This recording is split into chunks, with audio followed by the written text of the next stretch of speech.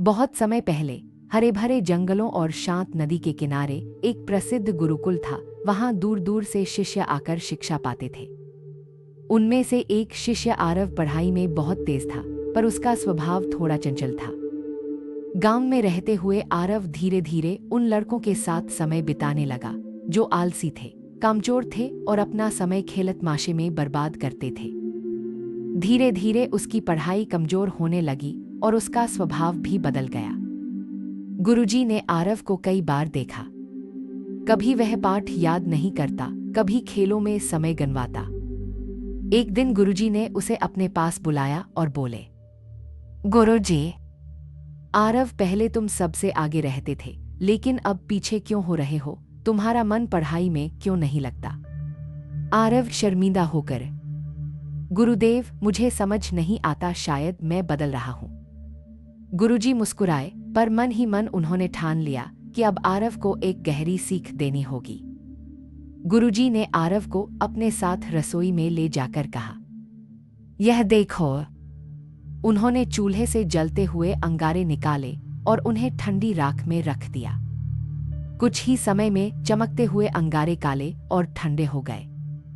गुरुजी बोले, पुत्र, जलते हुए अंगारे भी ठंडी राख में रहकर बुझ जाते हैं।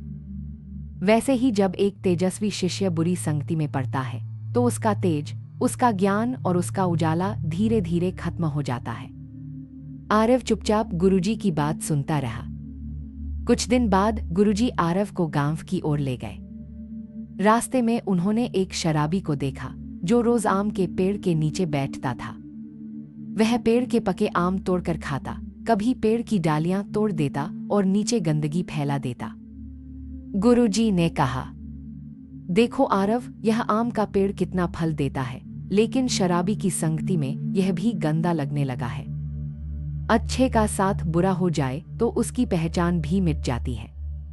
गुरुजी ने अगले दिन आरव को फूलों से भरी एक टोकरी दी। इसे अपने कमरे में रखो। पूरा दिन बीतने के बाद आरव के कपड़ों, बिस्तर और कमरे से भीनी भीनी खुशबू आने लगी। गुरुजी ने समझाया, फूलों की संगति से खुशबू अपने आप फैल गई। जैसे अच्छे मित्रों और सत्संग का साथ हमें बेहतर इंसान बना देता है। आरव की आंखों में आंसू भर आए। उसने हाथ जोड़कर कहा, आरव, गुरुदेव, अब मुझे सच्चाई समझ आ गई। मैं बुरी संगति छोड़कर केवल अच्छाई का साथ चुनूंगा, क्योंकि मैं जान गया हूं कि जैसी संगति वैसा रंग। गुरुजी ने शांति से कहा, याद रखो पुत्र, बुरी संगति हमें धीरे धीरे नीचे गिराती है। दाईं ओर इशारा करती तर्जनी और अच्छी संगति हमें ऊंचाइयों तक ले जाती है। हमारे मित्र, हमारा वातावरण ही हमारे जीवन की दिशा तय करते हैं।